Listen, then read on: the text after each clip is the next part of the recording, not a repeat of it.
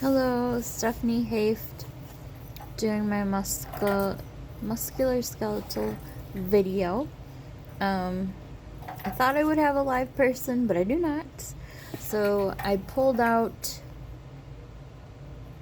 the closest American Girl doll because I haven't packed away, but she happened to be on the top. So I'm gonna use her, and then some of it I might just show myself doing it to explain. Alright, so to start off, I would come in, introduce myself. Hi, my name is Stephanie. I'm going to be your nurse today. Today we're going to be doing a musculoskeletal assessment. That means that I will be checking kind of the movement of your joints, your bones, and your muscles, see how they work, examine everything, have you move around a little bit today. As I was introducing myself, I would be performing hand hygiene and closing the curtain to provide some privacy. Equipment that I would need, potentially gloves for handling a patient in case there's any open sores or any skin conditions that are happening.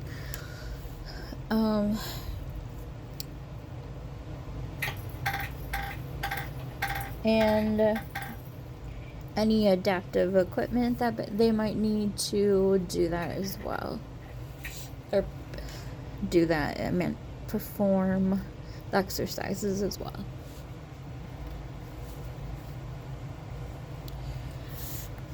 So, as always, when you do the exam, I would ask the patient 2 pertinent health questions. Do you have any joint pain or issues? Do you have any muscle strains? Have you ever broken a bone? Is there any family history of muscle diseases or joint issues? And the list can kind of go on, but just ask like some basic questions about history of her musculoskeletal system and family history including. So I don't even have a name for her. Miss, we'll call her that. So Miss, first I'm going to examine your jaw and neck, and I'm just gonna palpate, feel around your jaw, the bones. I'm looking to see if everything is equal bilaterally. I want to see if there's any swelling, warmth in any of these joints. Also want the patient to open up their mouth, checking for TMJ or any issues with it clicking or popping. So I would ask the patient to open their mouth, act like they're chewing. Sorry, my cats are making noise in the background. Just ask my professor, they interrupt a lot. Mo, knock it off.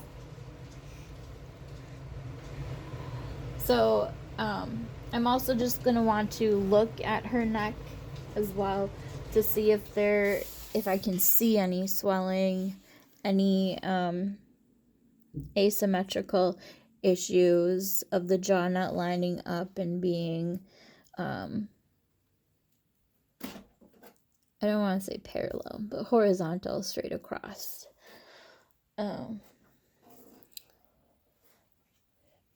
And next I'm just going to ask, inspect her neck, continue going down from the jaw, down to the neck, And for this, I'm just going to want to look at her skin. She is the Native American doll. So naturally her skin is a little darker.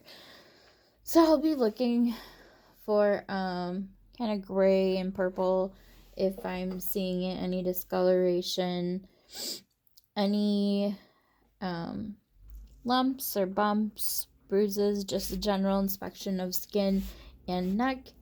I can also palpate that, check if I'm feeling any lumps, if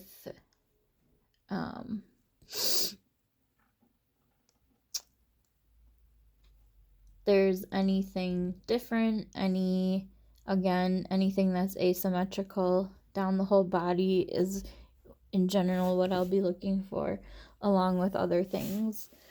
And at this time, I can ask the patient again if she's had any neck issues or ever had any headaches, because sometimes that can be connected to neck issues as well. And then just continue down. When I am at her neck, I want to make sure that everything is looking good, along with her kind of shoulders and out of her neck area. Like I said, making sure, you can feel the vertebrae back here. None of those are popping out, looking kind of wacky. And just making sure that nothing feels currently tender for her. So, as I'm palpating around, I will continue to ask Miss if anything is hurting at that time. And then I'm going to want to also ask her at this time to, now American Girl dolls don't do this, but tilt her head to the left, tilt her head to the right, look down, look up, this they can do, look side to side. And at that time, I'm going to be looking for her motion, if it's smooth, if it's even. I'm going to ask her if she has any pain doing any of these. I'm going to also listen for any cracking or popping when she's doing the range of motion. And I'll be kind of gauging if it looks like she can only go a little far. Something looks abnormal if she can't move her head or neck around as much as a normal doll would be able to.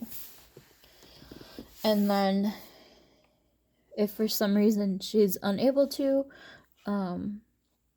fully move it, I could assist and do some passive motions with her.